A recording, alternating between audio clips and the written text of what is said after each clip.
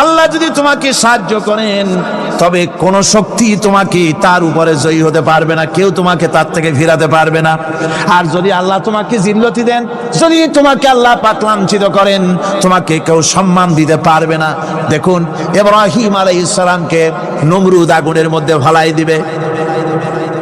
জিবরাইল বলছেন, ইব্রাহিম আমার কাছে সাহায্য চাও, আমি তোমার বাঁচাই দেবো, আগুনটারে নিভাই দিব। কত বড় কথা, আমি বাঁচাই দেবো, আমার কাছে বলো না। ইব্রাহিম আলাইহিস সালাম জিবরাইলের কাছে সাহায্য চাইছে, কোন চেয়েছে? হযরত ইব্রাহিম বলেন, জিবরাইল সাহায্য তোমার কাছে আমি কেন চাইবো? তোমার কাছে সাহায্য চাওয়ার প্রশ্ন ওঠে না, কারণ আমি এমন কোন অন্ধ আল্লাহর ইবাদত করি না যে আল্লাহ তার গোলামের দুঃখ নিজের চোখে না দেখেন। আমি আগুনে পড়ে গেলে, আগুনে জ্বললে পরে আমার আল্লাহ যদি খুশি হন, তাহলে এরকম আগুনে 1000 বার পড়ে জীবন দিতে আমি ইব্রাহিম রাজি আছি। ইব্রাহিম আলাইহিস সালাম আগুনে পড়ে গেলেন। আল্লাহ পাক দেখলেন ইব্রাহিম পাস করছে, কোন ডিভিশন? ফার্স্ট ক্লাস ফার্স্ট হয়ে গেছে। আগুনের ভিতরে পড়ে গেলেন, আল্লাহ পাক সঙ্গে সঙ্গে আগুনের প্রতি নোটিশ করে দিলেন, ইয়া নারু কুনি বারদাও ওয়া সালামান আলা ইব্রাহিম। আগুন আমার ইব্রাহিমের জন্য শান্তিদায়ক, ঠান্ডা হয়ে যা। সুবহানাল্লাহ ওয়া বিহামদিহি। এই জন্য আল্লাহ রাসূল বলেছেন, ইযা সালতা ফাসআলিল্লাহ, যদি কিছু চাও কার কাছে চাইবা? কে শিখাচ্ছেন? রাসূল। আল্লাহ রাসূল বলছেন, ইযা সালতা ফাসআলিল্লাহ, যদি কিছু চাও আল্লাহর কাছে চাও। ওয়া ইযা ইসতানতা ফাসতাইন বিল্লাহ, আর যদি কিছু চাইতে চাও, সাহায্য চাও, সাহায্য চাইবা আল্লাহর কাছে। কার কাছে? কোন মাজারে চাইবেন? কোন মাজারে চাইবেন? কোন কবরস্থানে চাইবেন? কারা কারা চাইবেন না হাত উঁচু করে দেখান। সালামের মুজিজা ছিল, আল্লাহ রাব্বুল আলামিন তাকে মুজিজা দিয়েছিলেন, গলার সুন্দর আওয়াজ দিয়েছিলেন। তিনি যখন জাব্বুর শরীফ তেলাওয়াত করতেন, উড়ন্ত পাখিরা ওড়া বন্ধ করে চতুর্দিকে বসে আল্লাহর কালাম শুনতো। তিনি লোহা দিয়ে অস্ত্র তৈরি করতেন। অস্ত্র বানাবার সময় আগুন দিয়ে লোহা পোড়ায় অস্ত্র বানাতে হয়। দাউদ আলাইহিস সালামের তার প্রয়োজন ছিল না। তিনি যখন লোহা হাতির ভিতরে নিয়ে চাপ দিতেন, লোহা পানি হয়ে আঙ্গুলের ফাঁক দিয়ে গলে পড়ে যেত। এটা ছিল তার মুজিজা। হযরত সুলাইমান, আল্লাহ রাব্বুল আলামিন তাকে মুজিজা দান করলেন। কোরআনে কারীমের ভিতরে রব্বুল আলামিন বলেন, হযরত সুলাইমান আলাইহিস সালাম সকাল বেলায় বিনা মেশিনে, বিনা ইঞ্জিনে তক্তার উপরে বসে যেতেন। তক্তা 1 মাসের পথ অতিক্রম করত। আবার সন্ধ্যা বেলায় বসতেন, এই তক্তা 1 মাসের পথ অতিক্রম করে যেত। ঈসা আলাইহিস সালামের মুজিজা ছিল, জন্মান্ধের চোখের উপরে হাত বুলিয়ে দিতেন, সঙ্গে সঙ্গে চোখ ভালো হয়ে যেত। কুষ্ঠব্যাধিগ্রস্ত লোকের গায়ে হাত বুলাতেন, সঙ্গে সঙ্গে কুষ্ঠব্যাধি ভালো হয়ে যেত। এই হলো তাদের মুজিজা। পয়গম্বরেরা বিদায় হয়ে গেলেন, মুজিজা বিদায় হয়ে গেল। দাউদ আলাইহিস সালাম বিদায় হলেন, মুজিজা সাথে নিয়ে গেলেন। তার উম্মতেরা ওই লোহাগুলি আর কেউ গলাতে পারে নাই, আজও কেউ গলাতে পারে না, হাত দিয়া চেপে ধরে। সুলাইমান আলাইহিস সালাম দুনিয়া থেকে বিদায় হয়ে গেছেন, মুজিজা নিয়ে কবরে চলে গেছেন। আজ আর তার অনুসারীরা অথবা দুনিয়ার কোন মানুষ বিনা ইঞ্জিনে তক্তায় বসে আর হাওয়ায় উঠতে পারবে না। মুসা আলাইহিস সালাম বিদায় হলেন, লাঠির মুজিজা চলে গেল। তার উম্মতেরা, তার অনুসারীরা কিয়ামত পর্যন্ত যদি 1000 চেষ্টা চালায়, লাঠিকে আর কোনোদিন সাপে পরিণত করতে পারবে না। ঈসা আলাইহিস সালাম, আল্লাহ রাব্বুল আলামিন তাকে উঠায় নিলেন, মুজিজা তিনি সাথে নিয়ে গেলেন। আজ তার কোটি কোটি, শত শত কোটি উম্মতেরা, দুনিয়ায় যারা তার উম্মত দাবি করে, খ্রিস্টানেরা, হাজারো যদি চেষ্টা চালায়, তবুও জন্মান্ধের চোখের উপরে হাত বুলিয়ে চোখ আর ভালো করতে পারবে না। কুষ্ঠব্যাধিগ্রস্ত লোকের গায়ে হাত বুলিয়ে কুষ্ঠব্যাধি ভালো করতে পারবে না। তার মানে হলো, নবীরা যে যা যত মুজিজা পেয়েছিলেন, জীবদ্দশায় মুজিজা কাজে লেগেছে, দুনিয়া থেকে বিদায় হয়েছেন, মুজিজা সাথে নিয়ে গেছেন। কিন্তু আপনার আমার নবী, বিশ্ব নবী জনাব মুহাম্মদ রাসূলুল্লাহ সাল্লাল্লাহু আলাইহি ওয়াসাল্লামের কাছে আল্লাহ রাব্বুল আলামিন তাকে যত মুজিজা দিয়েছিলেন, 3000-এর উপরে আল্লাহর নবীর মুজিজা ঘটেছিল 23 বছরের নবুয়তের জীবনে। তার মধ্যে শ্রেষ্ঠ মুজিজা হতেছে কোরআন মাজিদ। আল্লাহর নবী বিদায় হয়ে গেলেন, মুজিজা সাথে নিয়ে যান নাই, মুজিজা রেখে গেলেন দুনিয়ায়। কিয়ামত পর্যন্ত দুনিয়াবাসী নবীর উম্মতেরা কোরআনের মুজিজা ব্যবহার করতে পারবে। কোরআনে কারীম রাসূল কারীম সাল্লাল্লাহু আলাইহি সাল্লামের জীবনের শ্রেষ্ঠ মুজিজা। মানুষ পাগল হয়ে গেছে কোরআন শুনে। সুতরাং এই কোরআনের বৈশিষ্ট্য সকল দিক থেকে এক অপূর্ব একটি কিতাবে পরিণত করেছে, যা মানুষকে ছাপাখানা ছিল না, এমনকি টেপ রেকর্ডার ছিল না। তখনকার নাজিলকৃত কিতাব যেভাবে নাজিল হয়েছিল সেইভাবে আজ পর্যন্ত অবিকল টিকে আছে, টিকে থাকবে ইলা ইয়াউমিল কিয়ামah। কিয়ামত পর্যন্ত কোরআনে কারীমের এই অকৃত্রিম অবিকৃত অবস্থায় কোরআনে কারীমের এই শান, এই বরকত টিকে থাকবে। এই জন্য কোরআন শরীফ হচ্ছে এই পৃথিবীর মহাবিশ্বের মহাবিশ্ব। কোরআন হচ্ছে পৃথিবীর মহাবিশ্বের মহাবিশ্ব। এর মর্যাদা সম্পর্কে রাসূল কারীম সাল্লাল্লাহু আলাইহি ওয়াসাল্লাম বলেছেন, ওয়ান উসমান রাদিয়াল্লাহু তাআলা আনহু আন্নাহু قال قال رسول الله صلى الله عليه وسلم خيركم من تعلم القرآن وعلمه رواه البخاري। আল্লাহর নবী বলেন, তোমাদের মধ্যে সর্বোত্তম ব্যক্তি সেই, তোমাদের ভিতরে ভালো ব্যক্তি, উত্তম ব্যক্তি সেই যে ব্যক্তি নিজে কোরআন শেখে আর অন্যকে শেখায়। কোরআন যে শেখে আর অন্যকে যে শেখায়, সেই ব্যক্তি হলো তোমাদের মধ্যে সর্বোত্তম ব্যক্তি, ভালো ব্যক্তি। সুবহানাল্লাহ পড়েন। কোরআনে কারীমের এই মর্যাদা সম্পর্কে রাসূল কারীম সাল্লাল্লাহু আলাইহি ওয়াসাল্লাম বলেছেন, দুই ব্যক্তিকে, দুই শ্রেণীর লোককে ঈর্ষা করা যায়। অমুকে বিরাট বাড়ি করেছে, সে বাড়ি থেকে হিংসা হয়, আমি ওরকম বাড়ি করব, অমুকের মতো নেতা হব, অমুকের মতো বড় লোক হতে হবে। পরশ্রী কাতরতা অথবা ঈর্ষা করা, এরকমের ঈর্ষা করা জায়েজ নাই। রাসূলুল্লাহ বলেছেন দুই ব্যক্তির সঙ্গে ঈর্ষা করা যায়। আন ইবনে ওমর রাদিয়াল্লাহু তাআলা আনহু আন্নাহু قال قال رسول الله صلى الله عليه وسلم لا حسد الا على الاثنين। দুই ব্যক্তি ছাড়া অন্য কারো সাথে হিংসা করা যায় না, ঈর্ষা করা যায় না। কোন কোন ব্যক্তি? রাজুলুন আতাহুল্লাহুল কুরআন ফাহুয়া ইয়াকুমু বিহি আনা আল-লাইলি ওয়া আনা আন-নাহার। ওই ব্যক্তির সঙ্গে ঈর্ষা করা যায়, হিংসা করা যায় যে ব্যক্তিকে আল্লাহ পাক কোরআনের ইলম দান করেছেন, সে ব্যক্তি দিন রাত কোরআন তেলাওয়াত করে, কোরআনের উপরে আমল করে, কোরআনের উপরে থাকে, মানুষকে কোরআনের দাওয়াত দেয়। ওই লোকের সাথে ঈর্ষা করা দরকার যে তার মতো হতে চায়। ওয়ারাজুলুন আতাহুল্লাহু মালান ফাহুয়া ইউনফিকু মিনহু আনা আল-লাইলি ওয়া আনা আন-নাহার মুত্তাফাকুন আলাইহি। বুখারী মুসলিমের হাদিস। রাসূলুল্লাহ বলছেন, অন্য আরেক ব্যক্তি হচ্ছে যে ব্যক্তিকে আল্লাহ পাক মাল দিয়েছেন, সম্পদ দিয়েছেন, ওই ব্যক্তি তার মাল আর সম্পদকে দিন রাত দুহাতে আল্লাহর রাস্তায় খরচ করে। তার মতো হওয়ার জন্য তার সাথে ঈর্ষা করা যেতে পারে। আমার বন্ধুগণ, এই কোরআন হচ্ছে এমন এক কিতাব যে কোরআনকে নিয়ে যারা অগ্রসর হয় আল্লাহ তাদেরকে বাড়ায় দেন, আর কোরআনের সাথে যারা হিংসা করে, বিদ্বেষ করে, আল্লাহ তাদেরকে অধঃপাতিত করে দেন।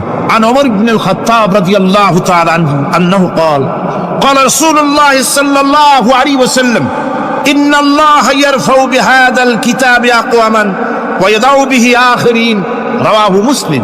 হযরত ওমর রাদিয়াল্লাহু তাআলা আনহু বলছেন যে আল্লাহ পাক এই কোরআনের সাহায্যে এক শ্রেণীর লোককে প্রতিষ্ঠিত করবেন দুনিয়ার বুকে, এবং আখিরাতেও আরেক শ্রেণীর লোককে করবেন অধঃপাতিত।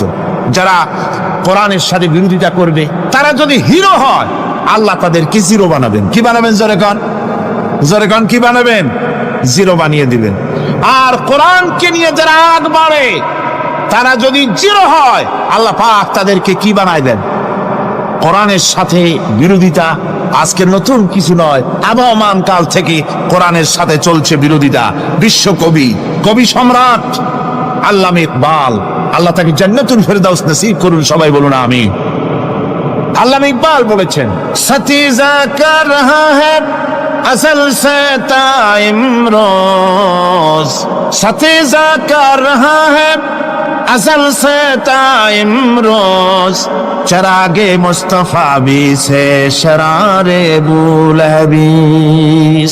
মুহাম্মদ সাল্লাল্লাহু আলাইহি ওয়াসাল্লামের দ্বীপ শিকার সাথে, আল্লাহর দ্বীনের সাথে আবু জাহাল, আবু লাহাবের অগ্নিস্ফুলিঙ্গের সংঘর্ষ আবহমান কাল থেকে লেগে এসেছে, কিন্তু ওদের এই অগ্নিস্ফুলিঙ্গের টক্কর লেগে মুহাম্মদ সাল্লাল্লাহু আলাইহি ওয়াসাল্লামের টিম টিম করে জ্বলে ওঠা এই প্রদীপটি প্রচন্ড ঝোড়ো হাওয়ার মুখে, টর্নেডো আর গর্কির মুখে নিভে যায়নি, জ্বলছে, জ্বলবে কিয়ামত পর্যন্ত।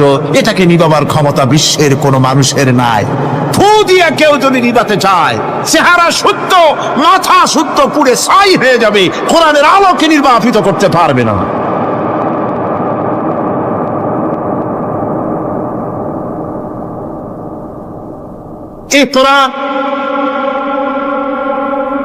এই কোরআন যার সিনার ভিতরে থাকে, যার সিনার মধ্যে থাকে সে হয় সমৃদ্ধ, আর যার সিনার মধ্যে থাকে না সে হয় সবচাইতে ফকির আর এতিম। আল্লাহর নবী বলেছেন, ইন্নাল্লাযী লাইসা ফি জাওফিহি শাইউম মিনাল কুরআনি কাল বাইতিল খারিব। যেই দেহের ভিতরে কোরআন নাই, যেই দেহের ভিতরে, যেই সিনার ভিতরে কোরআন নাই, ওই মানুষটা হতেছে একটা সাড়া বাড়ির মতো, একটা উজাড় বাড়ির মতো, বিরান বাড়ির মতো। বিরান বাড়িতে কি থাকে? সাড়া বাড়িতে কি থাকে? কি গো? না না, ভূত কিসের? খামোখাই ভয় পান আপনারা। ভূত বলে কিছু না। হ্যাঁ, শয়তান থাকে, জিন থাকে, তারপরে ওর মধ্যে আর কি থাকে? উতুম পেঁচা থাকে, ইঁদুর থাকে, তেলাপোকা থাকে, উই পোকা থাকে, বাঁদর থাকে, উল্লুক থাকে, সাপ থাকে। রাসূলুল্লাহর কথা দেখেন, কি সুন্দর কথা। সুবহানাল্লাহ, সুবহানাল্লাহ। যে দেহের ভিতরে কোরআন নাই, সারা বাড়িতে যা থাকে, পুরো বাড়িতে যা থাকে, বিরাট বাড়িতে যা থাকে, যে দেহে কোরআন নাই সেই দেহের মধ্যে তাই থাকে। আজ দেখুন বাংলাদেশের শিক্ষাঙ্গনে, কলেজ ইউনিভার্সিটিগুলিতে কোরআন পড়ানো হয় না। বলেন ঠিক কিনা? আমাদের বিশ্ববিদ্যালয়গুলিতে কোরআন পড়ানো হয়, তাফসীর পড়ানো হয়, হাদিস পড়ানো হয়। হাদিস, কোরআন, আল্লাহর কালাম পড়ানো হয় না বলে অবস্থা কি হয়েছে? হাদিস থেকে মিলায় নেন, ইন্নাল্লাযী লাইসা ফি জাওফিহি শাইউম মিনাল কুরআনি কাল বাইতিল খারিব। কোরআন নাই তো সারা বাড়ি, কোরআন নাই তো কি আছে? যে ঘরের মধ্যে মানুষ নাই, উল্লুক থাকে, ভাল্লুক থাকে, শয়তান থাকে, তেলাপোকা থাকে, সারপোকা থাকে, হিংস্র প্রাণী ভরপুর থাকে। যে শিক্ষা প্রতিষ্ঠানে কোরআন পড়ানো হয় না, সেখানেও সন্ত্রাসীরা বাস করতে পারে, ভালো মানুষ টিকতে পারে না।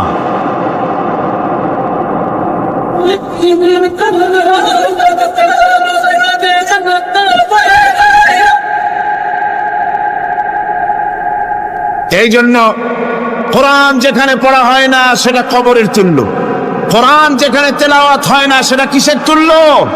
কবরের তুল্য।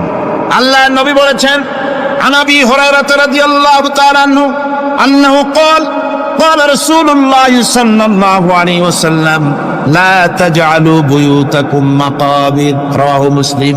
আল্লাহর নবী বলেন, তোমাদের ঘরগুলিকে তোমরা কবর বানায়ো না। অর্থাৎ যে ঘরের মধ্যে কোরআনে কারীম তেলাওয়াত হয় না সেটা কবরের সমতুল্য। কবরের সম। আগে আমাদের ঘর সমূহে যখন ছোট ছিলাম তখন দেখতাম ঘরে ঘরে কোরআন তেলাওয়াত হতো, ঠিক না?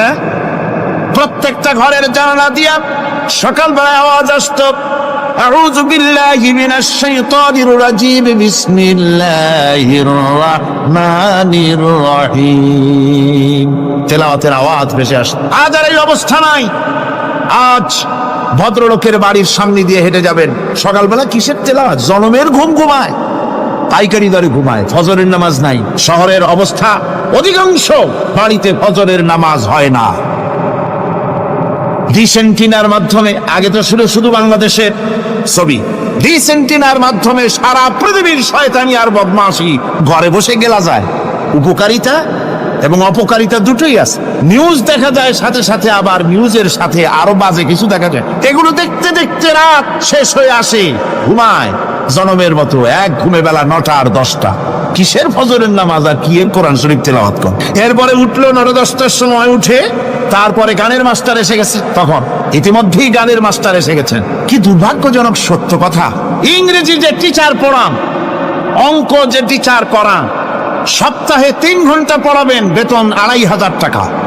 আর প্রতিদিন সকালবেলা এসে যদি কোনো মুসলমান কোনো একজন মৌলভী সাহেব, হাফেজ সাহেবকে রাখেন কোরআন তেলাওয়াত করাবার জন্য, কোরআন পড়াবার জন্য সন্তানকে, প্রতিদিন আসতে হবে, প্রতিদিন 2 ঘন্টা পড়াতে হবে, আর মাসের শেষে বেতন 500 টাকা। কোরআনে কারীমের সাথে এই আচরণ ও আমি বেশি বলে ফেলেছি। যাদের অভিজ্ঞতা আছে তারা বলছেন 200 টাকা। এরপরে অঙ্ক ইংরেজি তো কাজে লাগে, ভালো কথা। তারপরে গানের মাস্টার আসছেন, তিনি শেখাবেন কি? রবীন্দ্রসঙ্গীতের প্যানপ্যানানি, যা শুনলে পরে কানে ময়লা জমে যেতে পারে, যে গান শুনলে জীবিত মানুষ মৃত্যু হয়ে যায়। নজরুলের কথা শেখানো হবে না, তাহলে সেটা হবে সাম্প্রদায়িকতা। গানের মাস্টারকে, নাচের মাস্টারকে 5,000 টাকা 10,000 টাকা পর্যন্ত বেতন দেওয়া হয়। এ জাতির জন্য আল্লাহর রহমত কেমনে আসবে? কি কারণে আসবে? কোরআনের সাথে এই বেয়াদবি আমরা করেছি। ঘরগুলিকে, আজকে আমাদের ঘরগুলিকে আমরা কবরস্থানে পরিণত করে দিয়েছি। কোরআন তেলাওয়াত হচ্ছে। আমার বন্ধুগণ, কোরআন তেলাওয়াত করুন, বেশি বেশি তেলাওয়াত করুন, ঘরকে জীবিত করুন, সন্তানকে তেলাওয়াত করান, আপনি নিজেও তেলাওয়াত করুন। কোরআনে কারীম যারা তেলাওয়াত করবেন তাদের সম্পর্কে আল্লাহর নবী বলেন, মান ক্বারাআল কুরআনা ফাস্তাযহারাহু ফাহাল্লা হালালাহু ওয়া হারামা হারামাহু আদখালাহুল্লাহুল জান্নাহ।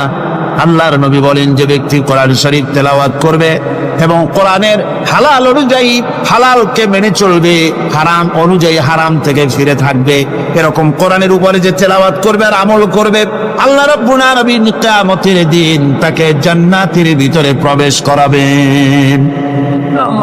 শুধু বেহেশতে যাবে না, ওয়াসাফাহু ফি আশরাতিন মিন আহলি বাইতিহি কুল্লুহুম কাদ ওয়াজাবাত লাহুন নার। নবীজি বলেন, এই কোরআনে কারীমের বরকতে কিয়ামতের দিন ওই ব্যক্তি তার রক্ত সম্পর্কিত 10 জন আত্মীয়ের ব্যাপারে সুপারিশ করার জন্য তৌফিক পাবে আল্লাহর দরবারে। এমন 10 ব্যক্তি, সেই 10 ব্যক্তির জন্য হিসাবের পরে জাহান্নাম ওয়াজিব হয়ে গিয়েছিল। এমন 10 ব্যক্তি সম্পর্কে কোরআনের তেলাওয়াতকারী আর আমলকারী আল্লাহর দরবারে সুপারিশ করার জন্য পারমিশন পাবেন।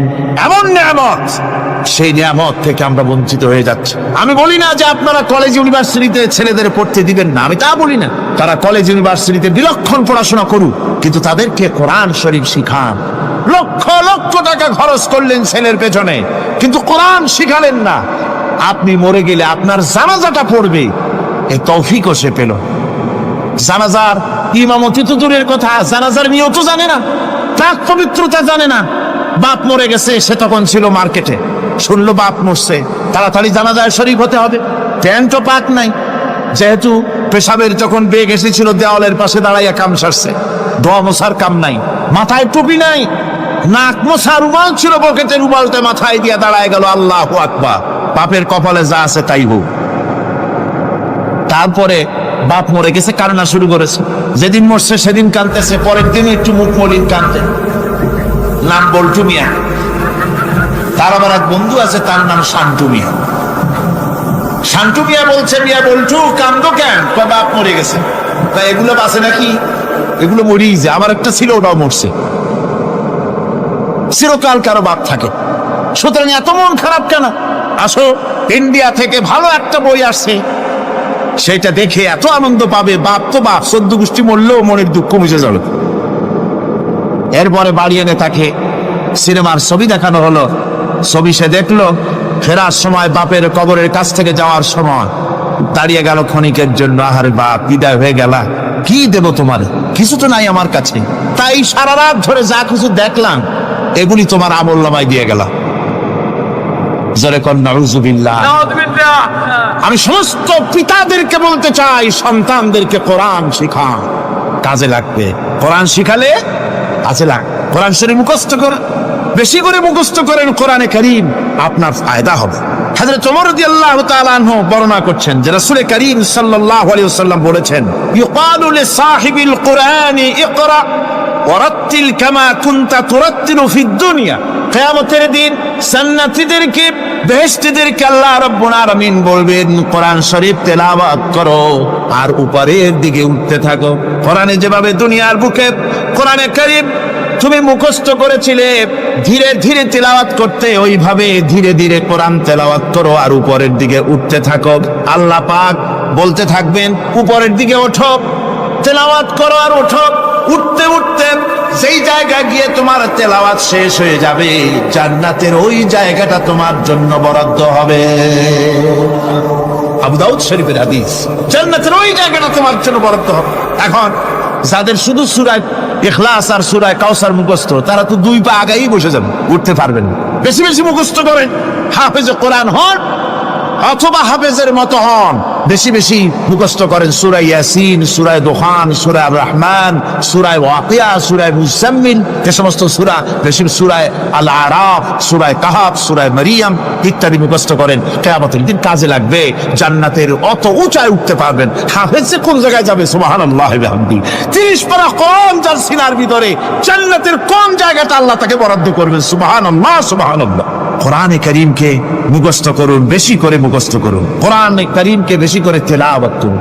এই কোরআনে কারীমকে যারা বেশি করে তেলাওয়াত করবে, তেলাওয়াত করতে গিয়ে যারা আল্লাহর কাছে কিছু চাওয়ার সময় পাবে না, তাদের সম্পর্কে রাসূল করিম সাল্লাল্লাহু আলাইহি ওয়াসাল্লাম বলেছেন হাদিসে কুদসি, হাদিসে কুদসি রাসূল করিম সাল্লাল্লাহু আলাইহি ওয়াসাল্লাম বলেছেন, ইয়াকুলু রাব তাবারাক ওয়া তাআলা মান শাগালাহুল কুরআন আন যিকরি মাসআলাতি আতাইতুহু আফজালা মা উতিয়া সাইলি। আল্লাহর নবী বলেন, আমার আল্লাহ পাক বলেছেন, কোরআন তেলাওয়াত করতে গিয়ে যারা ব্যস্ত থাকে, কোরআন তেলাওয়াত করতে করতে যারা আমার কাছে হাত পেতে কিছু চাওয়ার সময় পায় না, যারা আমার কাছে হাত পেতে কিছু চায়, তাদের থেকে তেলাওয়াতকারীদেরকে আমি রব্বুল আলামিন বেশি করে দেই। সুবহানাল্লাহ। কোরআন তেলাওয়াত করতে করতে যারা আল্লাহর কাছে হাত পেতে চাওয়ার সময় পায় না, আল্লাহ পাক বলেন যারা চায় তাদের থেকে তেলাওয়াতকারীকে আমি বেশি দেই। আমার বন্ধুগণ, শুধু তাই নয়, এ কোরআনে কারীম যারা তেলাওয়াত করবে, আমল করবে, কিয়ামতের দিন তার মা বাবার মাথার উপরে আল্লাহ রাব্বুল আলামিন, আবু দাউদ শরীফের হাদিসে এসেছে, তার মা বাপের মাথার উপরে নূরের টুপি পরিধান করানো হবে। এমন নূরের টুপি, এমন নূরের তাজ পরানো হবে, চন্দ্র সূর্যের আলোকে ম্লান করে দেবে। হাসরবাসীরা প্রশ্ন করবেন, এ লোকটি কে? কোন ফেরেশতা নাকি বলে না, কোন নবী নাকি বলে না, তবে কি ইনি কে? জবাব হবে, ইনি হচ্ছেন সেই ব্যক্তি যিনি তার সন্তানদেরকে কোরআন শিখিয়েছিলেন। কোরআন শিখানোর কারণে আল্লাহ রাব্বুল আলামিন আজ তার মা বাপের মাথার উপরে নূরের টুপি পরিধান করে হাসরের ভিতরে মর্যাদা দিলেন। কিয়ামতের দিন দুনিয়াও মর্যাদা পাওয়া যাবে, আখিরাতেও মর্যাদা পাওয়া যাবে যদি কোরআনে কারীমকে তেলাওয়াত করা যায়, আমল করা যায়, বোঝা যায়, তাহলে এই সমস্ত নিয়ামত আল্লাহ পাক দান করবেন। সুতরাং এই এত বড় নিয়ামত থেকে আমরা যেন কেউ বঞ্চিত হয়ে না যায়। কোরআন হচ্ছে এমন এক কিতাব যার তাফসীর লেখা হয় নাই। পৃথিবীতে এমন কোনো ভাষা নাই, পৃথিবীর উল্লেখযোগ্য সবগুলি ভাষায় কোরআনে কারীমের তাফসীর লেখা হয়েছে, কিন্তু কোন মুফাসসির আজ পর্যন্ত কথা বলেন নাই যে আমি যে তাফসীর লিখছি এর চাইতে ভালো তাফসীর আর কেউ লিখতে পারেও না, আর পারবেও না, এটা শেষ, আর তাফসীর লেখা লাগবে না। এ কথা কেউ বলতে পেরেছে? জোরে বলেন, পেরেছে? পারে নাই। তার কারণ কি? আল্লাহ রাব্বুল আলামিন বলেন, قل لو كان البحر مدادا لكلمات ربي لنفد البحر قبل أن تنفد كلمات ربي ولو جئنا بمثله مددا।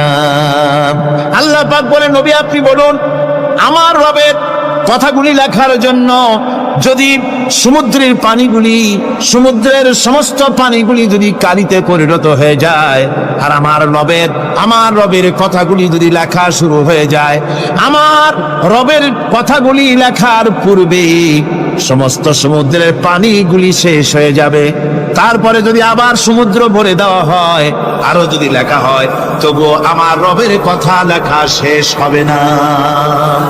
আল্লাহ রাব্বুল আলামিন বলেন, ولو أن ما في الأرض من شجرة أقلام والبحر يمده من بعده 7 أبحر ما نفدت كلمة الله।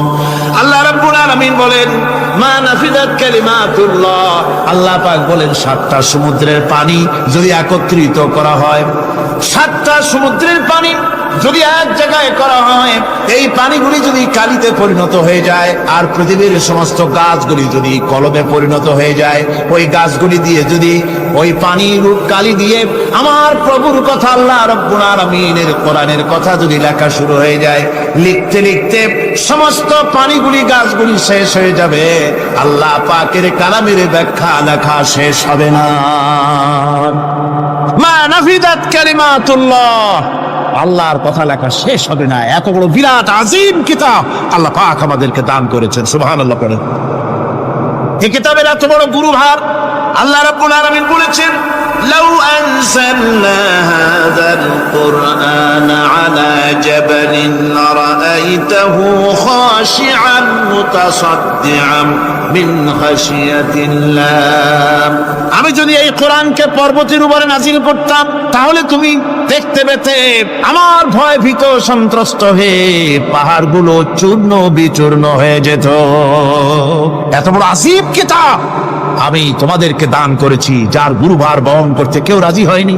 পাহাড় পর্বত কেউ রাজি হয়নি, মানুষ রাজি হয়েছে। এই মানুষের উপরে আমি এটা অবতীর্ণ করেছি।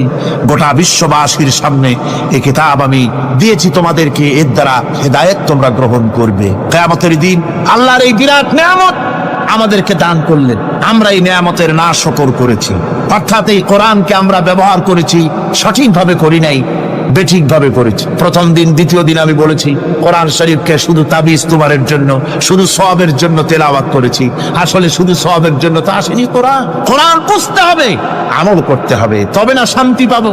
আপনি যদি কোরআন হচ্ছে মানুষের জীবন সমস্যার সমাধানের গ্রন্থ। ওষুধ খেলে রোগ ভালো হয়। ওষুধ খেলে কি হয়? কেউ যদি সকাল বেলায় তসবিহ হাতে নিয়ে 500 বার পরে ওষুধ ওষুধ ওষুধ 500 বার পড়লে রোগ কি ভালো হবে? বরং রোগ আরো বাড়তে পারে। চিল্লে শীতের জন্য লেপ গায়ে যায় না দিয়া কেউ যদি চিল্লাইতে থাকে, জিকির করে লেপ্ত শোক লেপ্ত শোক লেপ্ত শোক, শীত কি বন্ধ হবে নাকি?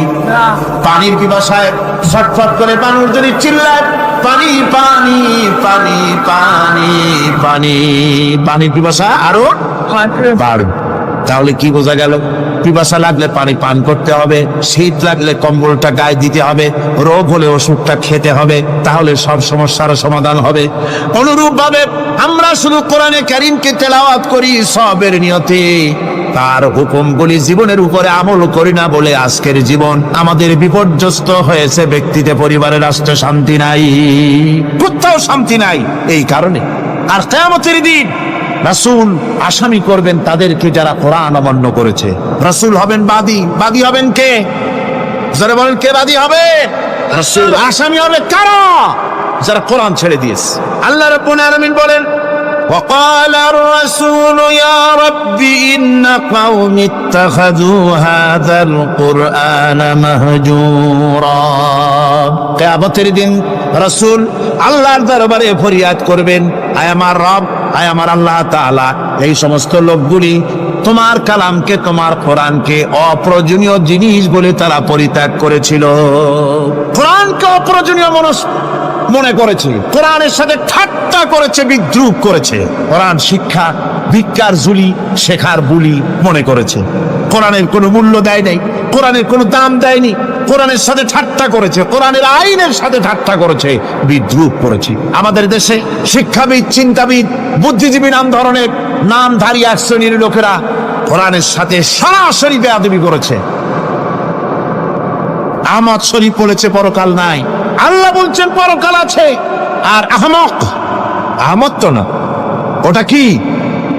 এই আহমক সে বলেছে পরকাল নাই, বিবাহ মানি না, কবর আযাব মানি না, কিয়ামতের দিন বিচার হবে তাও মানি না, অস্বীকার করেছে।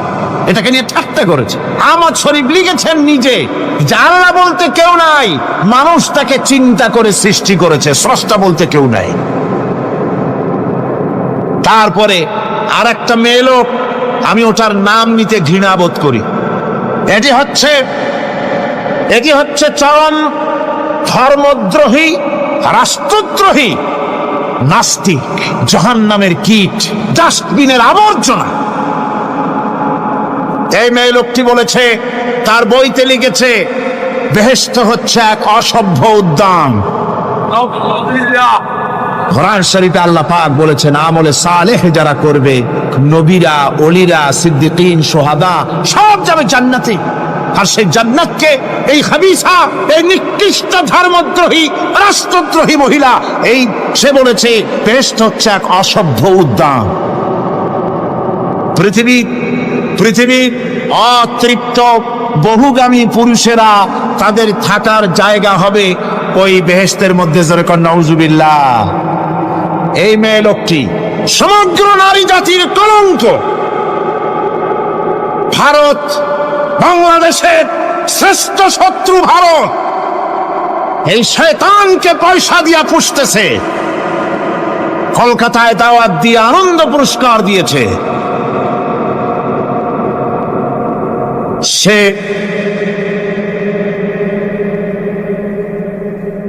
তার বইয়ের মধ্যে, কত বড় নির্লজ্জই মেয়ে, বইয়ের মধ্যে লিখছে বাসে বসে আমি যখন দেখি ছেলেরা পেশাব করার জন্য বাস থামলি বাসের থেকে নেমে দেওয়ালের পাশে গিয়ে প্যান্টের বোতাম খুলে পেশাব করে, আর মেয়েরা চুপ করে বসে থেকে পেশাবের যন্ত্রণা নিয়ে কষ্ট পায়, আমি আনন্দ পাবো সেই দিন যেদিন মেয়েরাও বাস থেকে নেমে দেওয়ালের পাশে দাঁড়িয়ে পেশাব করতে পারবে।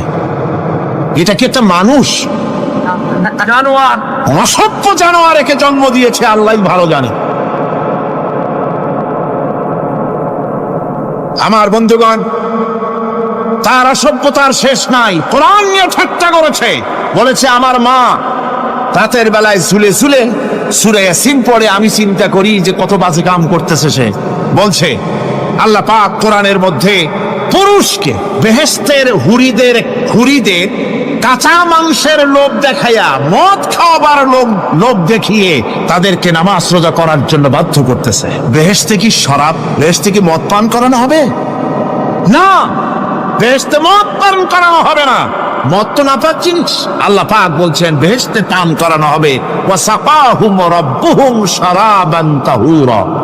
জান্নাতের ভিতরে আল্লাহ পাক শারাবে তাহুর পান করাবেন, যেটা নিজেও পাক এবং যে পান করবে সেও পবিত্র হয়ে যাবে। সুবহানাল্লাহ। সুতরাং এই কোরআন নিয়ে ঠাট্টা বিদ্রুপ যারা করেছে, কিয়ামতের দিন আল্লাহর দরবারে তাদেরকে উঠতে হবে, আজ হোক কাল। আমি জানি না বাংলাদেশ সরকার ভারতের ভয়ের চোটে এই মেয়ে লোককে পুলিশ প্রহারা দিয়া পুষতেছে নাকি আমার বুঝে আসে না। বাংলাদেশ সরকারের পররাষ্ট্র মন্ত্রণালয় রীতিমতো আসামির কাঠগড়ায় দাঁড়িয়ে বিবৃতি দিয়েছেন এবং তাকে পুলিশ প্রহরার ভিতরে রেখেছে। বাংলাদেশের দণ্ডবিধি অনুযায়ী ওর তো ফাঁসি হয়ে যাওয়া উচিত।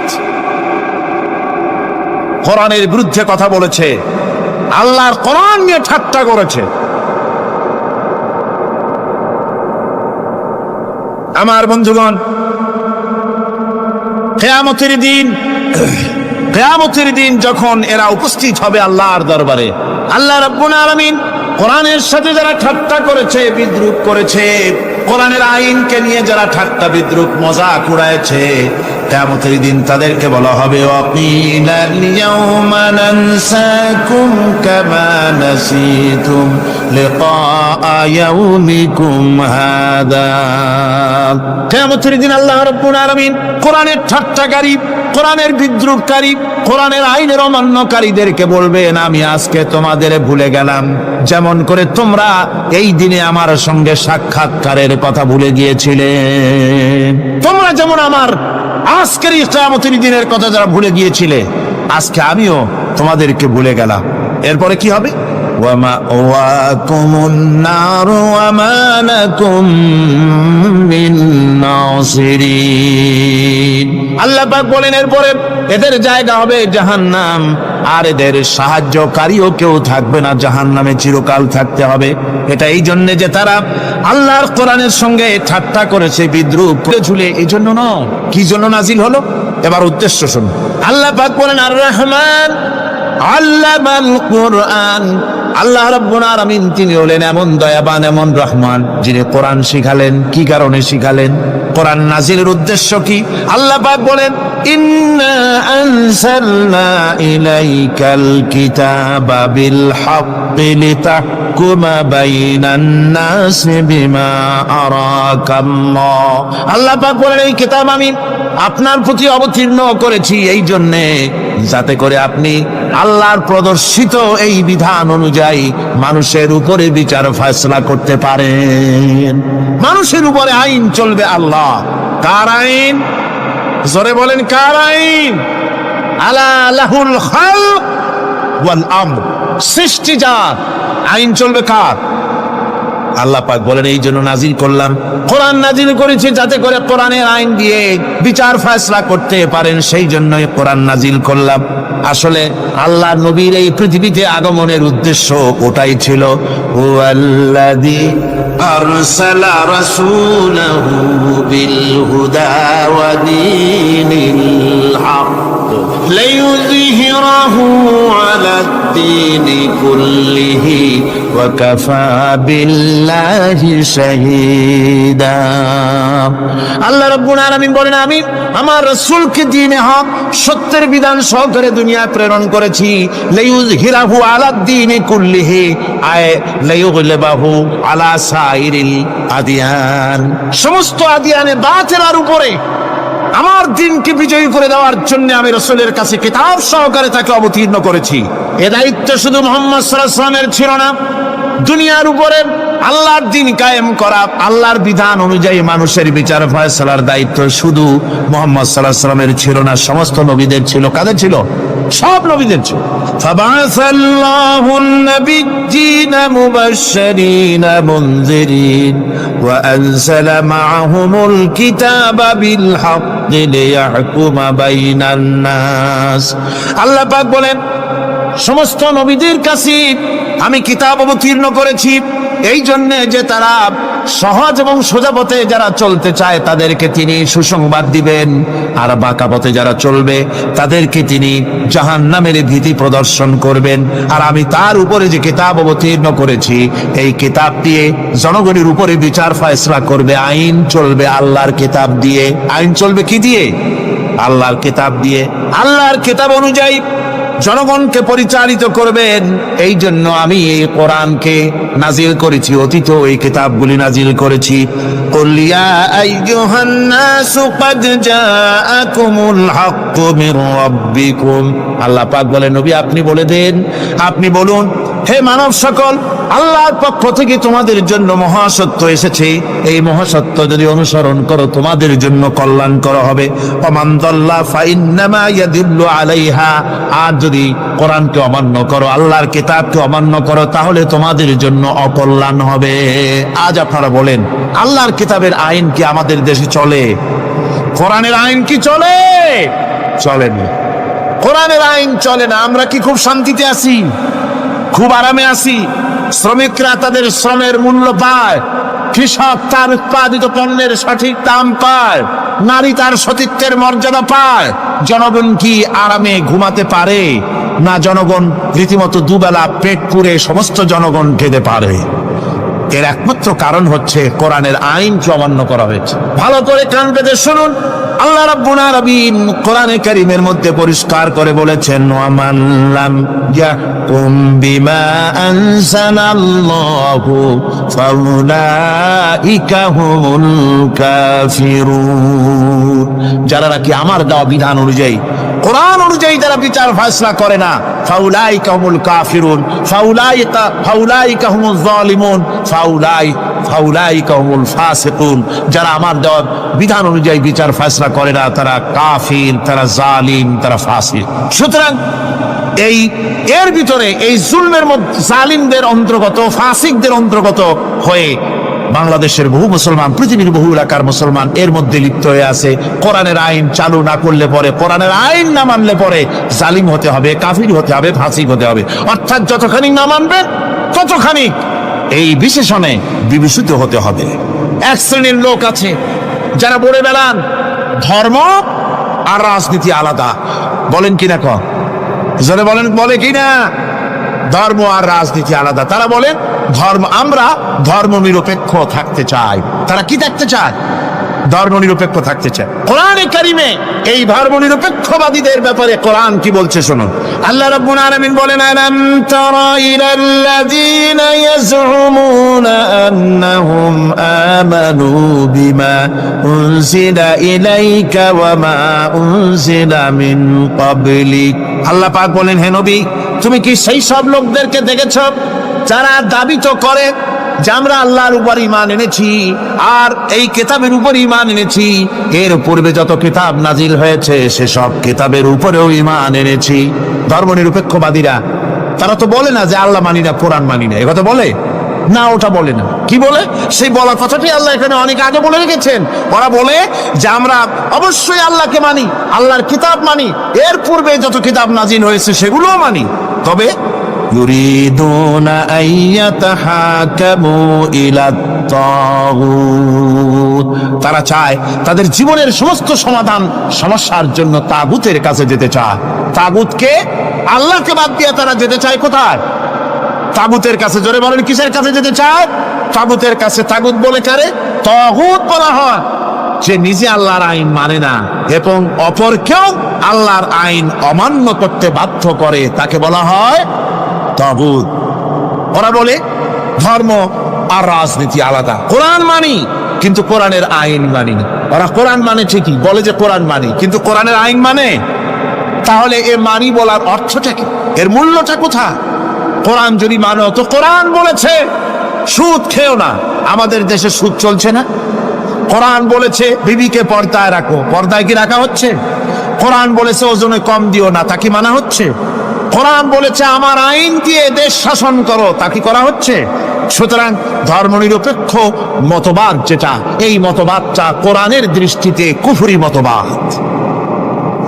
ধর্মনিরপেক্ষ মতবাদ কি? জোরে বলেন, ধর্মনিরপেক্ষ মতবাদ কি? কোন মুসলমান, যে ব্যক্তি নিজেকে মুসলমান বলে দাবি করে, ধর্মনিরপেক্ষ মতবাদ সে বিশ্বাস করতে পারে না, জায়েজ নাই, হারাম।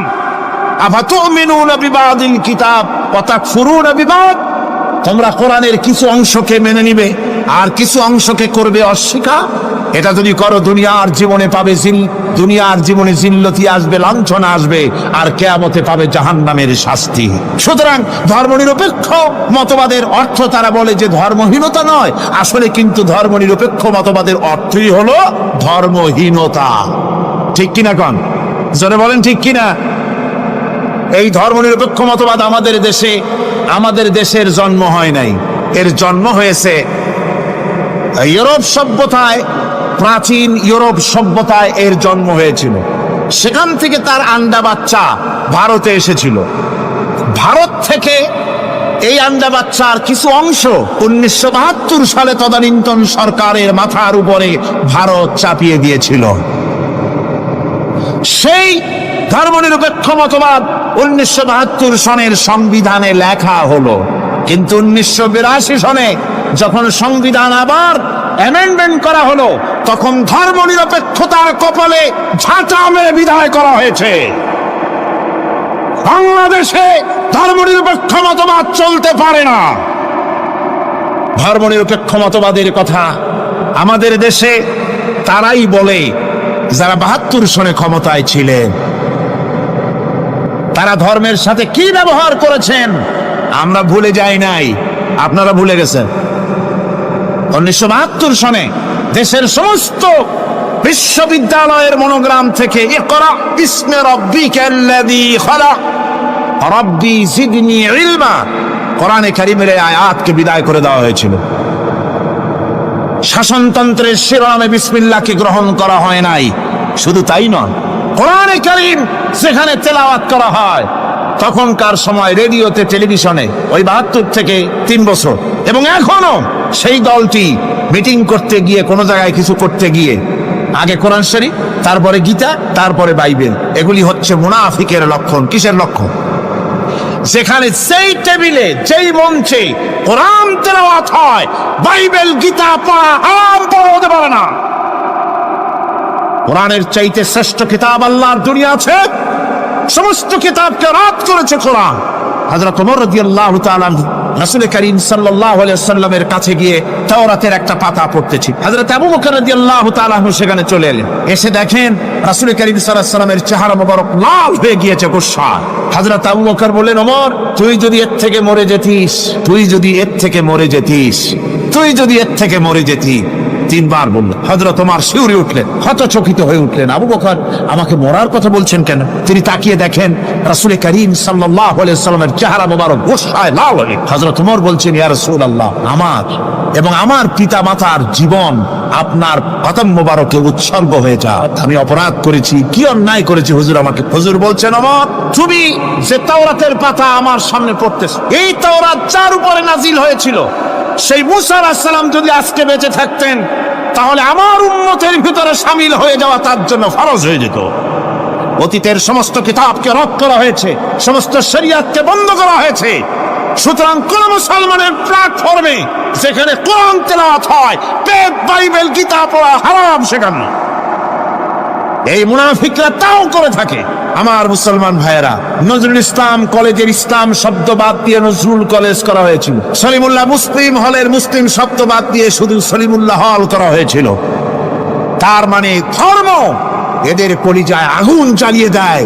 ইসলামের নাম বরদাস্ত হয় না, কোরআনের নাম বরদাস্ত হয়। আর বরদাস্ত হয়নি বলেই আল্লাহ পাক তার ইন্তেকাম নিয়েছে। আমার বক্তব্য হচ্ছে, কোরআনে কারীম পৃথিবীতে এসেছে শাসন করতে দুনিয়াকে। তার মধ্যে রয়েছে রাজনীতি, অর্থনীতি, সব। এই বিচার ফয়সালা কোরআন থেকে যারা গ্রহণ করে না, রাসূলকে যারা বিচারক মানে না, তাদের সম্পর্কে আল্লাহ পাক কি বলছেন শুনুন। ফালা ওয়া রাব্বিকা লা ইউমিনুনা হাত্তা ইউহাক্কিমুকা ফীমা শাজারা বাইনাহুম থুম্মা লা ইয়াজিদু ফি আনফুসিহিম হারাজাম মিম্মা কাদাইতা ওয়া ইউসাল্লিমু তাসলিমা। আল্লাহ রাব্বুল আলামিন বলেন, ফালা ওয়া রাব্বিক, কখনো নয় হে নবী, আপনার রবের কসম, কখনোই নয়, ওরা মুমিন নয় যারা নাকি তাদের জীবনের সব কিছুর ব্যাপারে যতক্ষণ পর্যন্ত আপনাকে বিচারক না মানে, আপনার দেওয়া ফয়সালাকে গ্রহণ না করে, এবং আপনি বিচার করার পর ফয়সালা দেওয়ার পরে এটার উপরে দ্বিধাহীন চিত্তে মেনে যতক্ষণ না নিবে, ততক্ষণ পর্যন্ত তারা যত ঈমানের দাবি করুক, তারা আসলে মুমিন না। এ ফতোয়া কার? এ ফতোয়া কার? আল্লাহ রাব্বুল আলামিনের ফতোয়া। কখনো মুমিন হতে পারবে না যারা রাসূলুল্লাহকে ফয়সালাকারী হিসেবে গ্রহণ না করবে, কোরআনকে সংবিধানের উৎস হিসেবে গ্রহণ না করবে। কোরআন এসেছে আইনের কিতাব হিসেবে পৃথিবীর মানুষকে পরিচালিত করার জন্য। আজ এই কোরআনের আইন যারা মানে সেখানে শান্তি পায়, কোরআন যেখানে মানে না সেখানে শান্তি হয়। আল্লাহ পাক পরিষ্কার বলেছেন, কোরআনের আইন মেনে চলো। আর যারা এই কোরআনকে অমান্য করবে তাদের শাস্তি কি হবে? আল্লাহ পাক বলেন, আল্লাযীনা কাযযাবু বিল কিতাবি ওয়া বিমা আরসালনা বিহি রুসুলানা ফাসাউফা ইয়ামালুন। আল্লাহ পাক বলেন, আমি যে কিতাব নাজিল করেছি, এই কিতাবকে যারা মিথ্যা মনে করে, কিতাবকে যারা অস্বীকার করে, কোরআনের আইন যারা মানে না, আমি যে রাসূলের উপরে যা নাজিল করেছি সেগুলির উপরে যারা ঈমান আনে না, এগুলিকে যারা মানে না, তাদের জন্য এর পরিণতি তারা খুব শীঘ্রই টের পাবে। খুব শীঘ্রই তাদেরকে পরিণতি দেওয়া হবে। কিয়ামতের দিন তাদেরকে আল্লাহ রাব্বুল আলামিন জাহান্নামে প্রবেশ করাবেন। কোরআনের অবমাননাকারীদের জায়গা কোথায় হবে? কোথায় হবে তাদের জায়গা? জাহান্নামের ভিতরে হবে। সুতরাং আমরা কোথায় যেতে চাই? জাহান্নামে না জান্নাতে? বেহেশতে যদি যেতে চাই, দুনিয়ায় যদি শান্তি চাই এবং আখিরাতে যদি মুক্তি পেতে চাই, তাহলে আমাদেরকে কোরআনের আইনকে মানতে হবে। কিসের আইন মানা লাগবে? কোরআনের আইন মানতে হবে। কোরআনে কারিমে নাজিল হলো, আল্লাহ পাক যে কোরআন আমাদের শিখালেন, আর রহমান আল্লামাল কোরআন, যে কোরআন তিনি আমাদের শিখালেন।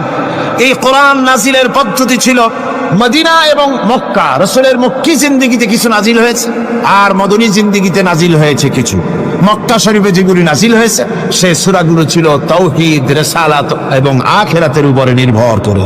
আর মদনী সূরা যেগুলি ছিল সেগুলি ফৌজদারি দণ্ডবিধি, উত্তরাধিকারী আইন, তারপরে যাকাত, অসর, যুদ্ধ, সন্ধি, বন্দী, এরপরে রয়েছে স্বরাষ্ট্রনীতি, পররাষ্ট্রনীতি, অর্থনীতি, জীবন পরিচালনার সমস্ত বিধি আর ব্যবস্থা মদনী জিন্দেগীর সূরাগুলিতে, অবতীর্ণ সূরাগুলিতে আল্লাহ রাব্বুল আলামিন নাজিল করেছে। কোরআন শরীফ মানুষের সকল সমস্যার সমাধান দিয়েছে। এখানে আমি এখন তার কিছু নমুনা পেশ করছি আপনাদের সামনে, আপনাদের বোঝার জন্য যে কোরআন, অনেকে বলে যে কোরআনের তাফসীরের ভেতরে রাজনীতির আলোচনা হয়। রাজনীতি সেইটুক করি যেটুকুন আল্লাহ কোরআনে করেছেন। জোরে কোন আলহামদুলিল্লাহ। এর থেকে বাড়ায় কিছু বলি নাকি? না। কোরআন যেটুকুন করেছে, রাসূলুল্লাহ যেটুকুন করেছে, একজন মুসলমান হিসাবে তা করা আপনার আমার জন্য কি সুন্নত, নফল? ওইটা করা কি জোরে কোন? এটা করা আমাদের জন্য ফরজ। সেই জন্য আমি কিছু নমুনা পেশ করছি আপনাদের সামনে, বুঝতে পারবেন যে কোরআন শুধু নামাজের কথা নিয়ে আসে নাই। কোরআনের মধ্যে আয়াত সংখ্যা কত? ৬,৬৬৬। এটা ঠিক না, কিছু কম আছে। ৬,০০০ ভালো করে গুনে দেখা দরকার। তো এই যে আয়াত যে কারিমা যেগুলি রয়েছে, এর মধ্যে মাত্র ৫০০ আয়াত হচ্ছে হুকমে শরঈ। ভালো করে শোনো, ৫০০ আয়াত আদেশ এবং নিষেধ জাতীয়। এটা করো, ওটা করো না, এটা হালাল, ওটা হালাল। এ হলো ৫০০। তো এই যদি ৫০০ হয়, তাহলে বাকি ৬,০০০ কি? বাকি ৬,০০০ ইতিহাস, দর্শন, বিজ্ঞান, রাজনীতি, অর্থনীতি, সমাজনীতি, উত্তরাধিকারী আইন, পররাষ্ট্রনীতি, স্বরাষ্ট্রনীতি, মানুষের জীবনে যা দরকার, ইহকাল, পরকাল, কবর, হাসর, মিজান, সিরাত, জান্নাত, জাহান্নাম, এসব কিছু আল্লাহ পাক বাকি হাজার হাজার আয়াতের মধ্যে বলেছেন। তো ৫০০ আয়াতের পরিচিতি আমাদের জানা আছে, নামাজ, রোজা, হজ, যাকাত, হালাল, বৈধ, অবৈধ ইত্যাদি সম্পর্কে। কিন্তু বাকি আয়াতগুলিতে আমাদের জীবন পরিচালনার ব্যাপারে আল্লাহ পাকের কথা শুনুন, কিভাবে এ কথাগুলি আল্লাহ পাক আমাদের বলছেন। বিচার পদ্ধতি সম্পর্কে শুনুন।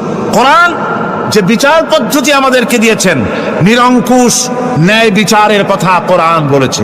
কোরআন বলেছে বিচার হতে হবে কি ধরনের? ওয়াইদা হাকামতুম বাইনান নাসি আন তাহকুমু বিল আদল। কোরআন শরীফ বলেছে তোমরা যখন লোকদের মাঝে বিচার ফয়সালা করবে, তখন অবশ্যই সুবিচার করবে, জাস্টিস, ন্যায় বিচার করবে।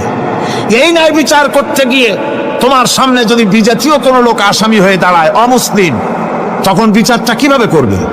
কোরআনে কারীম বলছে ওয়ালা ইয়াজরিমান্নাকুম শানাআনু কওমিন আলা আল্লা তা'দিলু। কোন বিশেষ শ্রেণীর বিচার কাজ করতে গিয়ে, কোন বিশেষ শ্রেণী বা জাতির বিচার কার্য পরিচালনা করতে গিয়ে তাদের প্রতি বিদ্বেষ যেন তাদেরকে, তুমি যেন জুলুম করে না বসো, তখন যেন তুমি ইনসাফ করতে পারো, তাদের উপরে জুলুম করবে না। সে যদি তোমার জাতের লোক না হয়, বিচার করতেছে, তুমি বিচারক হিসাবে সঠিক বিচার করবে, বিচারের মানদণ্ডকে কখনো হেলাদোলা করবে না, ভালো সুবিচার করবে। এটা হচ্ছে কোরআনে কারীমের কথা।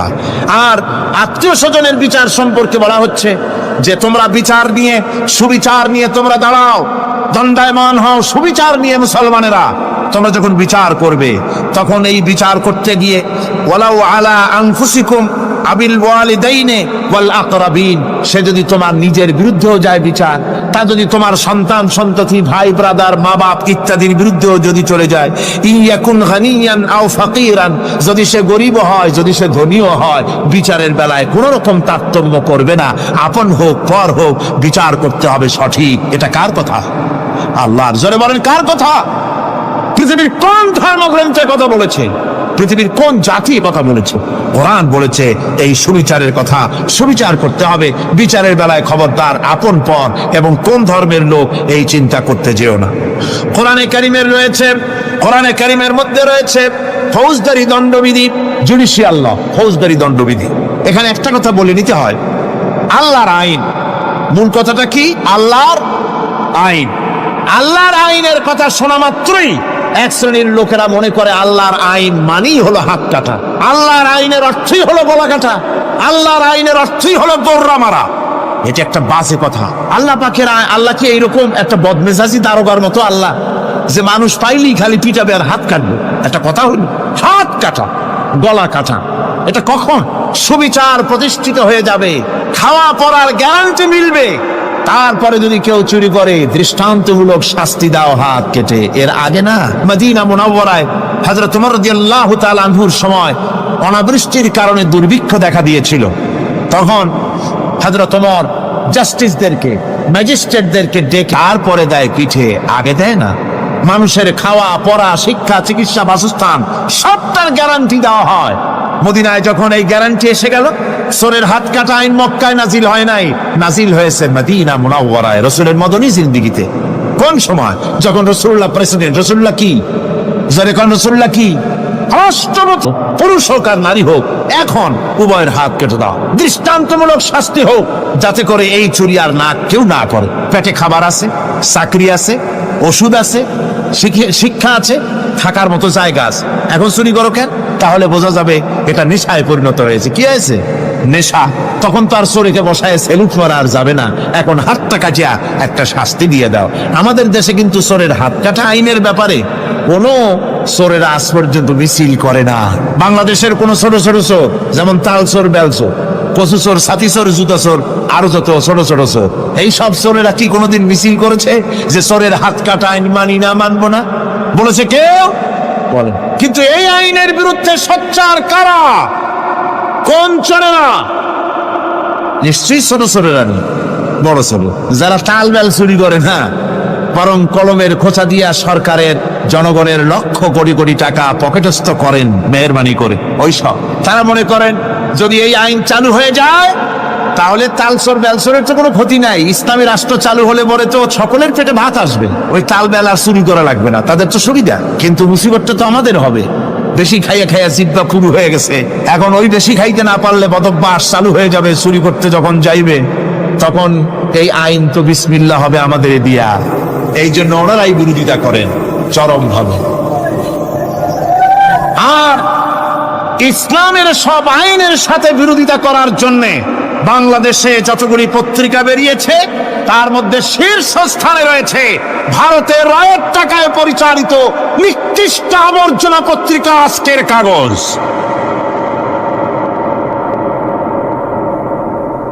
ওই কাগজে, এই কাগজের একটা প্রবন্ধ লেখা হয়েছে আজ। সেই প্রবন্ধে লেখা হয়েছে ধর্মভিত্তিক রাজনীতি এমনি এমনি নিষিদ্ধ করা যাবে না, সম্ভব হবে না, এটাকে একেবারে গোড়া থেকে উপড়ে ফেলে দিতে হবে। মাওবাড়ির আবদা ভারতের টাকা নিয়ে লাফালাফি করছে আজকে। তারা বাংলাদেশ থেকে ধর্মভিত্তিক রাজনীতি নিষিদ্ধ ঘোষণার জন্য পায়তারা চালাচ্ছে এই পত্রিকার মাধ্যমে। এই পত্রিকার একমাত্র কাজ গোটা জাতিসত্তাকে দ্বিধা বিভক্ত করা, ইসলামের বিরুদ্ধে ইয়াং জেনারেশনকে খেপিয়ে তোলার জন্য আদা পানি খেয়ে লেগেছে। ধর্মভিত্তিক রাজনীতি নিষিদ্ধ ঘোষণা করার জন্য আপ্রাণ প্রচেষ্টা চালাচ্ছে। সংসদে পর্যন্ত এই বক্তব্য উঠানো হয়েছে, তাই না? সংসদে উত্থাপিত হয়েছে ধর্মভিত্তিক রাজনীতি নিষিদ্ধ ঘোষণা করতে হবে। আমি বলেছি ধর্মভিত্তিক রাজনীতি নিষিদ্ধ ঘোষণা করে ফেলেছিল রাশিয়া। রাশিয়ার যেই পার্লামেন্টে বসে ধর্মভিত্তিক রাজনীতি নিষিদ্ধ ঘোষণা করা হয়েছিল, যে পার্লামেন্টের ঘোষণার বলে লক্ষ লক্ষ মুসলমানদেরকে জমা করা হয়েছে রাশিয়ায়, যে পার্লামেন্টের ঘোষণার বলে মসজিদ মাদ্রাসা ভেঙে চুরি একাকার করে দেওয়া হয়েছিল রাশিয়ায়, যে পার্লামেন্টে বসে আলেম ওলামা পীর দরবেশদেরকে হত্যা করার জন্য নির্দেশ দেওয়া হয়েছিল রাশিয়ার যে পার্লামেন্ট থেকে, সেই দেশ আজ আর আস্ত নাই, দেশটা টুকরা টুকরা হয়ে গিয়েছে। বাংলাদেশের পার্লামেন্টে আজকে যারা এই দুঃসাহসিক কথা বলছেন, ধর্মভিত্তিক রাজনীতি নিষিদ্ধ ঘোষণা করার কথা যারা উচ্চারণ করছেন, রাশিয়ার পার্লামেন্টের ইতিহাস ভুলে যাবেন না। বাংলাদেশে 11.5 কোটি তৌহিদি জনতার তৌহিদি রক্ত, তৌহিদি চেতনা সমস্ত শরীরে মাথায় আর রগ রেশায় টকবক করছে ইসলামী চেতনা, ইসলামের রক্ত। এই মুসলমানদের সাথে আগুন নিয়ে খেলা করার চেষ্টা করো না আমার বন্ধুগণ। কোরআনের আইন বন্ধ করার ক্ষমতা কারো নাই, যে আইন চালু হলে পরেই শান্তি আসবে। ওরা বিরোধিতা করছে, ওরা বলছে চোরের হাত কাটা আইন এটা হচ্ছে একটা অমানবিক ব্যাপার। আইনটা কার? আল্লাহ। মানুষগুলি কার? তা তোমারা তো দরদ কেন? মায়ের চাইতে মাসির দরদ বেশি, এটা কি খুব সুলক্ষণ? না, এটা দারুণ কুলক্ষণ। সুতরাং আল্লাহ রাব্বুল আলামিন তার আইন হচ্ছে শাশ্বত আইন। চোরের হাত কাটা আইন অর্থ এ নয় যে বাংলাদেশ ইসলামী দল যদি ক্ষমতায় আসে পাইকারি দরে চোরের হাত কাটা আরম্ভ করবে না। ততক্ষণ পর্যন্ত আইন চালু হবে না যতক্ষণ পর্যন্ত সমস্ত মানুষ তাদের কর্মসংস্থান না হবে, খাবার না পাবে, চাকরি আমিন। ফৌজদারি দণ্ডবিধির আওতার ভিতরে চোরের কি শাস্তি হবে তা বললেন, নরহত্যার শাস্তি কি হবে তাও আল্লাহ পাক এখানে বলছেন, ইয়া আইয়ুহাল্লাযীনা আমানু কুতিবা আলাইকুমুল কিসাসু ফিল কাতলা। আল্লাহ পাক বলেন তোমাদের প্রতি নরহত্যার শাস্তি স্বরূপ কিসাস নির্দিষ্ট করা হয়েছে, অর্থাৎ হত্যার বদলে হত্যা করা। একজন মানুষ আর একজন মানুষকে হত্যা করেছে, কোরআনের আইন হচ্ছে ওকেও হত্যা কর। কি সুন্দর আইন, সুবহানাল্লাহ পড়েন। তাহলে কি হবে? রেডিও টেলিভিশনে পত্র পত্রিকার মাধ্যমে যদি খবর ছড়ানো হয় যে হত্যাকারীর বিচার হবে কোরআনের আইন অনুযায়ী, প্রকাশ্য রাজপথে হত্যাকারীকে তাকেও যদি হত্যা করে দেওয়া হয়, এই দৃশ্য উপস্থিত জনতা যত দেখবে, পত্র পত্রিকায় খবর পাবে, টেলিভিশনের পর্দায় দেখতে পাবে, যারা দেখলো এই সব লক্ষ লক্ষ জনতার ভেতরে মানুষ হত্যা করার দুঃসাহস আর আসবে? আল্লাহ পাক বলছেন এটা হচ্ছে মানুষের কিসাস, এর মধ্যে রয়েছে মানুষের জীবন। এরপরে নরহত্যার শাস্তি আল্লাহ পাক এভাবে কোরআনে কারীমের মধ্যে বললেন। জিনার শাস্তি, আয-যানিয়াতু ওয়াজ-যানি ফাজলিদু কুল্লা ওয়াহিদিন মিনহুমা মিআতা জালদা। আল্লাহ রাব্বুল আলামিন বলেন জিনাকারিনী পুরুষ, জিনাকারিনী নারী আর জিনাকারা পুরুষ, তাদের শাস্তি হচ্ছে উভয়কে 100 করে দৌড়া মারা, প্রাণদণ্ড দিয়ে দেওয়া। এই শাস্তি যদি হয় জিনা বন্ধ হয়ে যাবে, বিবাহ সহজ হবে। ইসলামী রাষ্ট্র হলে পরে জিনা করা কঠিন হবে, বিবাহ করা সহজ হয়ে যাবে। এটা হচ্ছে কোরআনের আইনের সুন্দর বিধান। জিনার শাস্তি, চোরের শাস্তি, নরহত্যার শাস্তি জুডিশিয়াল লয়ের আওতায়, ফৌজদারি দণ্ডবিধির আওতায় এগুলি পড়ে। এগুলি সব কোরআন শরীফে আছে না নাই? আছে কিনা? তাহলে কি করে আপনি বলবেন আপনি ধর্ম নিরপেক্ষ? আপনি শুধু ধর্ম আপনার ব্যক্তিগত ব্যাপার আর রাজনীতি একটা আলাদা ব্যাপার। এবারে আল্লাহ রাব্বুল আলামিন মদ পান সম্পর্কে, যারা মদ পান করবে, জুয়া খেলবে যারা, তাদের সম্পর্কে মদ্যপায়ীদের ব্যাপারে আল্লাহ পাক বলছেন, ইন্নামাল খামরু ওয়াল মাইসিরু ওয়াল আনসাবু ওয়াল আজলামু রিজসুম মিন আমালিশ শাইতানি ফাজতানিবুহু। আল্লাহ পাক বলেন নিঃসন্দেহে মদ, জুয়া এবং পাশা, এ সমস্ত খেলাকে, এই সমস্ত জিনিসকে নাপাক ঘোষণা করা হয়েছে। এগুলি সব হতেছে শয়তান কর্তৃক উদ্ভাবিত নোংরা কাজ। এগুলি শয়তানের কাজ। মদ আর জুয়া কার কাজ? জোরে বলেন কার কাজ? শয়তানের কাজ। সুতরাং ফাজতানিবুহু, এর থেকে তোমরা ফিরে থাকো। আল্লাহ বলছেন মদ এবং জুয়া মানুষকে আল্লাহর জিকির থেকে ফিরায় রাখে। ফাহাল আনতুম মুনতাহুন, এগুলি শোনার পরেও কি তোমরা এর থেকে ফিরে থাকবে না? এবার আল্লাহ রাব্বুল আলামিন ওজনে কম দেওয়া সম্পর্কে বলছেন। যারা ব্যবসায়ী, অনেক ব্যবসায়ী আছে, ব্যবসা করতে গিয়ে ধর্ম ব্যক্তিগত ব্যাপার, ব্যবসার মধ্যে ধর্ম নিতে চাই না। কয় যে ধর্ম দারুণ পবিত্র জিনিস, এত পবিত্র, শুধু মসজিদে থাকবে, শুধু মাদ্রাসায় থাকবে, আমার জীবনের বিস্তীর্ণ অঙ্গনে ধর্ম ঢুকতে পারবে না। তার মানে ভাবখানা এই, আল্লাহ এবং রসুলকে বলে দেওয়া হচ্ছে, হে আল্লাহ হে রসুল, তোমাদের উপরে 144 জারি করে দিলাম, শুধু মসজিদে আর খানকায় থাকো, মাদ্রাসায় থাকো, আমাদের জীবনের বিস্তীর্ণ অঙ্গনে তোমাদের কোনো প্রবেশের অধিকার নাই। জোরে কর নাউযুবিল্লাহ। আল্লাহ পাক মানুষের জীবনের সকল ক্ষেত্রে আইন চলবে আল্লাহ। ইনিল হুকমু ইল্লা লিল্লাহ, আইন চলবে কার? আল্লাহ রাব্বুল আলামিন বলেন ওজনে কম দিও না। ওয়াউফুল কাইলা ইযা কিলতুম ওয়াজনু বিল কিসতাসিল মুস্তাকিম। মেপে যখন কোন জিনিস দিবে পরিমাপে কম দিবে না, ওজন করে যখন দিবে ওজনেও কম দিবে না। আল্লাহ পাক কোরআনে কারীমের মধ্যে সুন্দর করে সব কথা বলে দিলেন। ওজনে কম করো না, পরিমাপে কম করো না, সঠিকভাবে এটাকে দিও। ইয়াতীমের মাল সম্পর্কে কোরআন বলছে, ওয়ালা তাকরাবু মালাল ইয়াতীম ইল্লা বিল্লাতী হিয়া আহসান। ইয়াতীমের মাল ভক্ষণ করা তো দূরের কথা, এর নিকটবর্তী হয় না। তবে হ্যাঁ, এতিম বয়সপ্রাপ্ত হওয়া পর্যন্ত যদি আমানত রাখো সেটা ভিন্ন কথা, কিন্তু এতিমের মালকে ভক্ষণ করো না অবৈধভাবে। এতিমের মালের সুরক্ষার জন্য আল্লাহ পাক বলে দিলেন। অশ্লীলতা সম্পর্কে আজকে সমাজে অশ্লীলতা চলছে, বেহায়ামি নগ্নতা চলছে, এ সম্পর্কে আল্লাহ পাক বলছেন, কুল ইন্নামা হারামা রাব্বিয়াল ফাওয়াহিশা মা যাহারা মিনহা ওয়া মা বাতান। আল্লাহ পাক বলেন, হে নবী আপনি বলে দেন, আমার প্রভু নিঃসন্দেহে প্রকাশ্য এবং অপ্রকাশ্য সব রকমের নির্লজ্জতা এবং পাপাচারকে নিষিদ্ধ ঘোষণা করেছেন, হারাম করে দিয়েছেন। প্রকাশ্য এবং অপ্রকাশ্য সব রকমের পাপাচারকে, নির্লজ্জতাকে আল্লাহ পাক নিষেধ করেছেন। আজকে আমাদের দেশের টেলিভিশনে যে সমস্ত নির্লজ্জ বিজ্ঞাপন দেওয়া হয়, নারী দেহের যে সৌন্দর্য প্রদর্শনী করা হয়, এ কি কোনো মুসলমান দেশের করা উচিত? কোন মুসলমানদের জন্য এটা কি বৈধ?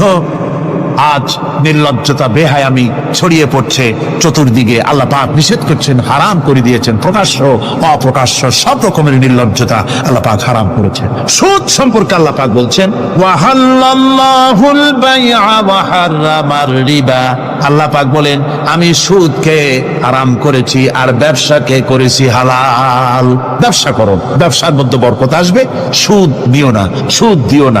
ربنا ظلمنا أنفسنا وإن لم تغفر لنا وترحمنا لنكونن من الخاسرين ربنا لا تزغ قلوبنا بعد إذ هديتنا وهب لنا من لدنك رحمة إنك أنت الوهاب أي الله تعالى হাজার হাজার মুসলমান নরনারী ঠান্ডাকে উপেক্ষা করে তোমার দ্বীনের কথা শোনার জন্য, কোরআনে কারীমের কথা শোনার জন্য এই মাঠে এসে হাজির হয়েছে।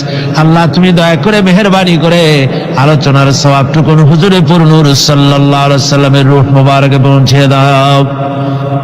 রব্বুল আলামিন, আমাদের মধ্য থেকে যাদের মা বাপ দুনিয়া থেকে জনমের মতো বিদায় হয়ে গেছে, আল্লাহ কবরে যদি আযাব থাকে দয়া করে আযাব মাফ করে দাও।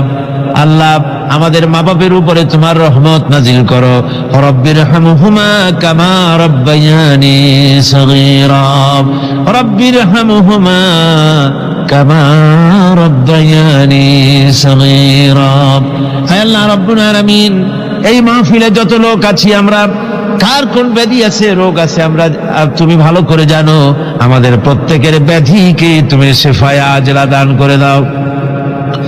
اللهم حبب إلينا الإيمان وزينه في قلوبنا وكره إلينا الكفر والفسوق والعصيان واجعلنا من الراشدين ربنا تقبل منا إنك أنت السميع العليم وتب علينا إنك أنت التواب الرحيم سبحان ربك رب العزة عما يصفون وسلام على المرسلين الحمد لله رب العالمين واجعل آخر كلمتنا عند الموت لا إله إلا الله محمد رسول الله